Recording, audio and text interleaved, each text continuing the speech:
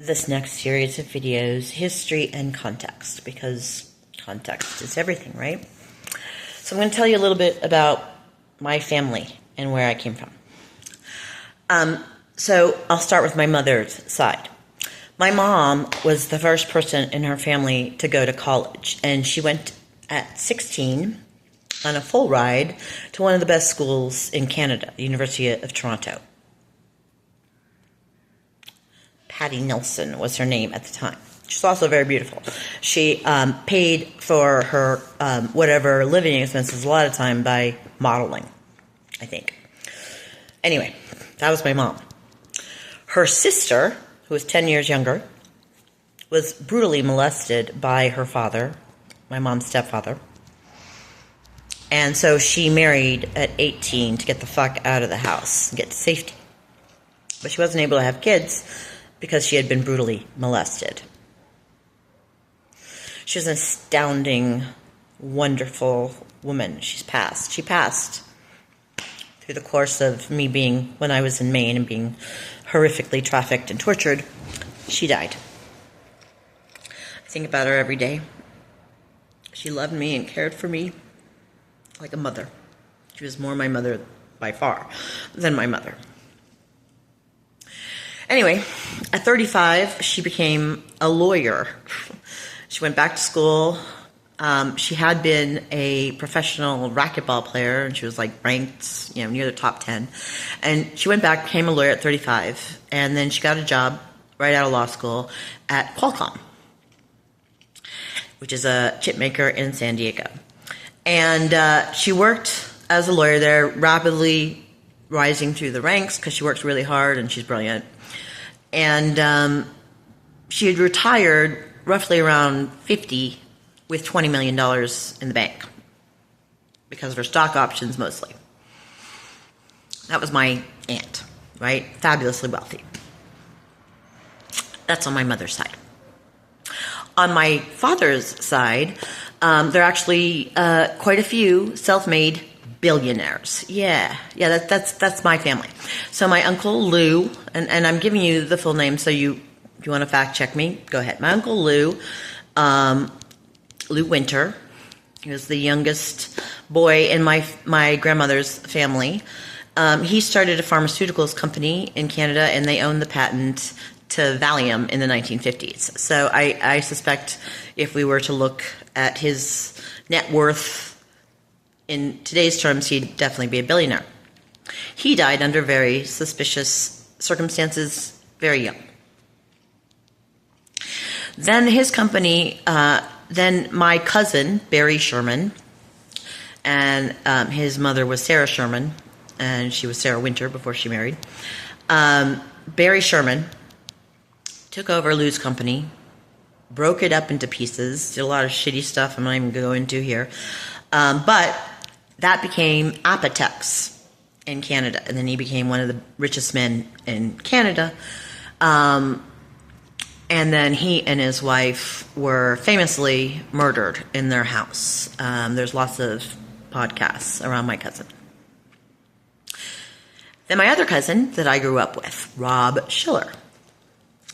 And Rob sort of went a more traditional road. He got his MBA from Harvard and became the CEO of Armour Holdings. And online, at least, his net worth is listed at $50 million, but I suspect it's much more because they don't want people to know how much money they really have. That's my family. I grew up in that context.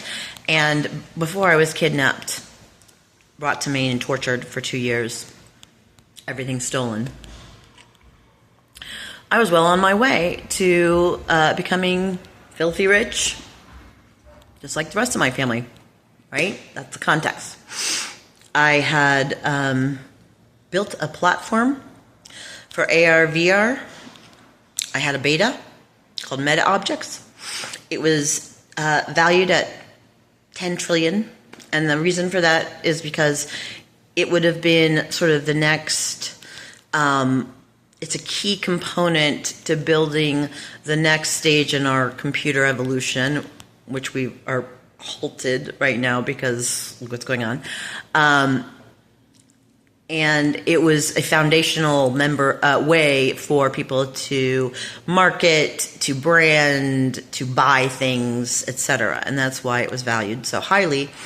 I had built the beta. I'd hired Hanson Bridget to create a Delaware C Corp so that I could get funding for it. And I was in talks with mostly Chinese venture capital because of my connections through IEEE. IEEE is International Engineering Society, and I was on the steering board for AR/VR. I was giving talks around the world around the technology and what it was going to do, etc., including at CES. And I had built this platform, and I was using that connection to raise funding before I was kidnapped and everything stolen. And now I have nothing. Even though, of course, that's not really true, right? If you apply a little law and order, our government owes me $10 trillion just for that, let alone for the torture and kidnapping, etc., etc. So the story that is sort of put forth about me is that I just after, right, I had made my company fundable, and while I was raising money for a $10 trillion platform, following in the footsteps of, many people in my family, and I built other apps too, also pretty cool. Not going to talk about those.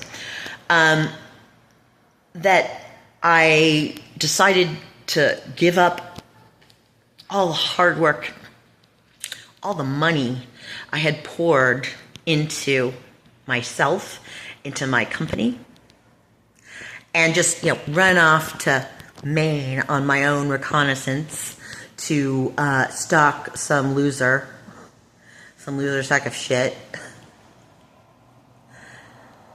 which I have no history of doing, because I wanted to be his sex slave, which I also have no history of doing, and not to mention I'm gay. Like I was living a closeted life, but I have been in love with the same woman from college my whole life, and I'm gay. So obviously, which makes more sense, that I would just leave a project worth $10 trillion that I'd already poured a lot of money into and time, and just go to, stalk some loser. No one sat me down and told me why they were doing this to me. Believe me, I was asking, I was begging, why are you doing this to me? Why are you doing this to me? Why are you doing this to me? And really the only answer they ever gave me was, I'm a sex slave. I have a sex slave soul, actually. And on some level, I really want them to do this, to hurt me. That's the answer they gave me. But I actually think what really was happening was, quite a few things. One, I had already gone to the FBI about my predator, Ethan Shaw. I had named him many years before as a criminal. I was also bringing women into the field, right? I was bringing women into AR, VR. And I was getting a lot of death threats for doing that. Which is crazy, right? But I think maybe the biggest one was I had created this incredibly valuable platform, and they wanted to own me, right? They wanted to have me thoroughly owned, right? By keeping me as a slave and torturing me, etc. So they could own what I had built. And, they're winning, right? Because here I am in this horrific housing, trapped because all my money has been stolen. And the government refuses to open an investigation despite so much evidence. And I wasn't the only woman being held in Camden, Maine, as I often talk about. Other women were being held there, and I think they were loved ones of our officials being tortured. And I think that's kind of how our government has been stolen from us. And I seem to be the only one who cares. I don't know.